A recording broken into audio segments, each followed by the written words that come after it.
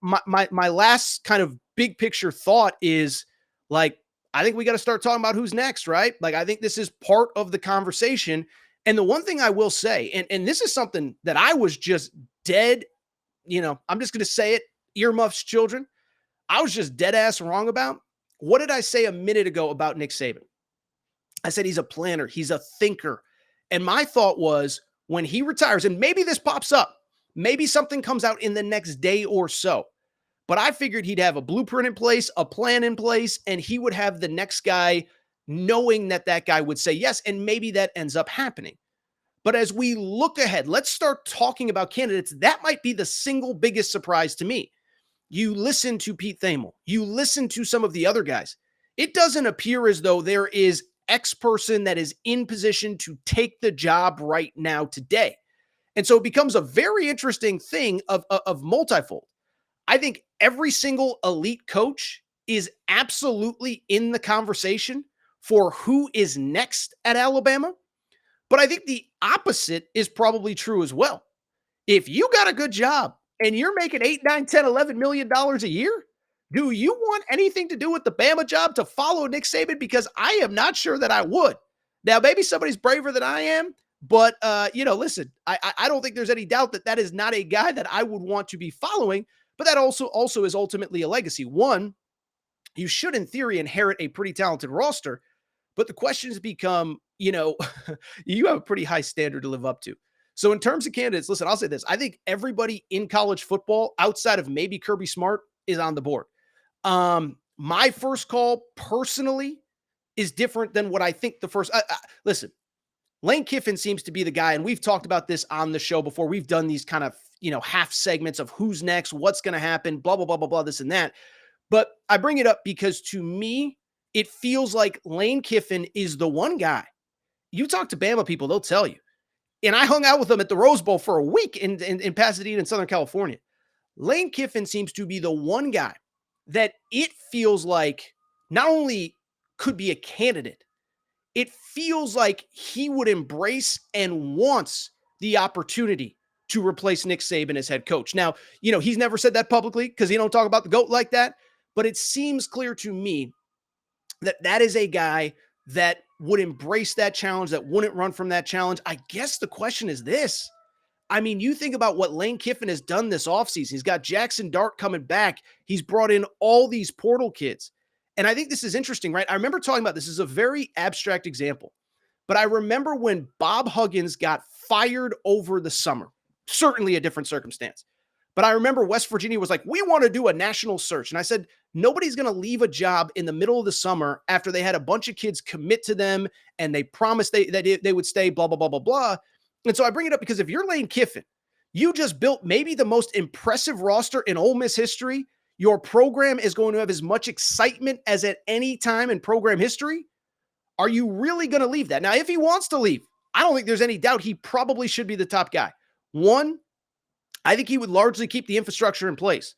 Probably knows a lot of people in that building, knows that how things work, how things operate, what the process is. He's talked about Nick Saban changing his life. And so because of it, I do think that Lane Kiffin would be a logical guy. By the way, for people who say, oh, Lane Kiffin, he's overrated. Here's the bottom line. I just said it. Ole Miss, how about this? Had never won 10 regular season games before Lane Kiffin became the head coach of Ole Miss. Not in their history of their program. Not when Archie Manning was there. Not when Hugh Freeze was the head coach. Never won 10 games. Lane Kiffin has done it twice in 3 years. I was holding up 3 fingers, but you know what I'm saying? Twice in 3 years. That is incredible. He's done an unbelievable job with that. You add the resources, the availability, everything in Alabama. I think he'd crush. The other guy, this is the guy that I would probably call first. I'd probably call Dan Lanning. And it sounds crazy, and everybody who's not an Oregon person is like, he hasn't won anything, and he can't beat Washington, and blah, blah, blah. It's like, here's the bottom line. First of all, he's like 34 years old. I think he's like 36 going on 37, to be honest. So in theory, he could be on this job for another 20, 25 years. Now, Kiffin's like 45, so it's not like he's old. But when I talk about Dan Lanning, when I talk about people who know him, and I've talked about this on the Aaron Torres pod time and time and time again, even people that covered Mario Cristobal when he was at Oregon, that worked for Mario Cristobal when he was at Oregon, you know what they say? They say we have never met anybody as detailed and as organized as Dan Lanning. Like basically, as great of a recruiter as Mario Cristobal is, Dan Lanning got here and brought it to a whole nother level. And this is what, when you talk to people who cover Oregon, this is what they say. They say he's got a plan for this recruiting class, for the next recruiting class, for the portal, for NIL, for junior college, for, just look at, how about this as an example? He signed 2 quarterbacks out of the portal this year.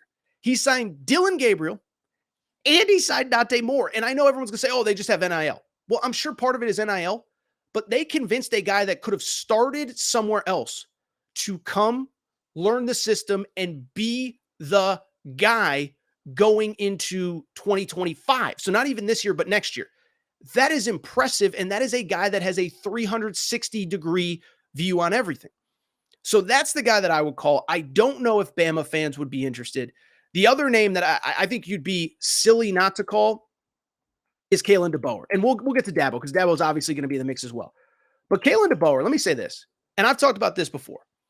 You know, this guy coached at the NAIA level years before he ever got the Washington job. Coached at a school called Sioux Falls, which I believe is like a Baptist school. Here is his record in 5 years at the NAIA level. 11-2, 14-0, 13-1, 14-0, 15-0. I don't care what level it is. You go 67-3, you got a blueprint, you got a game plan. I think the thing that's impressive about winning at that level, he didn't even have full-time assistant coaches. Like, I think I read a story, he had like 1 full-time assistant at that NAIA level. Takes him 10 more years to get a head coaching job. Year 2 at Fresno State goes 9-3. First year was the COVID year. And then Washington 11-2 and then 14-1 this year. He's a guy, he isn't under contract for very much money, which is the interesting part. Washington has clearly been working on some kind of extension for him. And then from there, the other thing with him is that like the offense would be good, knows how to run a program. The only question I would have, I just don't think we know much about him. Now, I think he can sustain it. But when you're the head coach at Alabama, it's more than just being the head coach. It's about, being a statesman, being a representative, you're bigger than life basically. And I don't want to say he's not ready for it because I think he'd be good, but I do think that would be kind of a conversation and something that we just don't know much about him. We don't know what he's like in the media. We don't know what he's like in the community in Washington. He can kind of hide, right? Like that's a pro sports town. Ironically, the Seattle Seahawks are looking for a head coach too. Maybe we bring back Pete Carroll. I'm just saying, probably won't happen. But I bring it up because Kalen DeBoer is an interesting name. Listen, we got to talk about Dabo. I'll say this about Dabo. I don't get the sense that Alabama fans really want Dabo. Now, 3 years ago when he was winning natties, they did. But this is a guy, his program has gone in the wrong direction the last couple of years.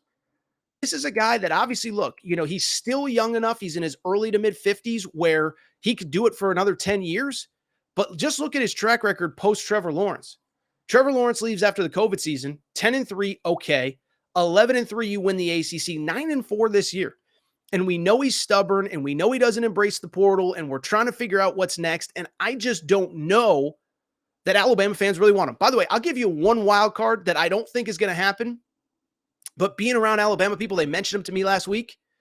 There's a guy coaching in the NFL playoffs this year that he has Alabama ties that I think if it was about 3 years from now, Alabama would want, and I think he might be interested. Guys by the name of DeMeco Ryans. And DeMeco Ryans is obviously, it goes without saying, that guy is a rock star. Players love him. He's got a plan. He runs the defense. The offense is humming. But I don't know. I mean, even if the Texans lose this weekend, he's at the beginning of his coaching career. He has his franchise quarterback. It's something that every single person in coaching circles strives for. Just can't imagine that he's going to leave the Houston Texans. So those are the guys. I would call Lane Kiffin first. I would call Dan Lanning first, to be honest. But I think Lane Kiffin is probably the first call. Kalen DeBoer is so interesting to me just because we don't know a ton about him. DeMeco Ryans is one. Dabo is one. But again, it goes to what I said a minute ago. It feels like just about every coach in college football would be at least a candidate, would at least take your phone call. Maybe Kirby Smart wouldn't. Maybe Brian Kelly's a little bit too old. But even like Sark, I don't think Sark would leave Texas, but he'd probably take your call out of respect to Nick Saban. but are you going to leave one of those premier jobs? That to me is the interesting part, but this will be a fascinating coaching search. I cannot believe that we are doing this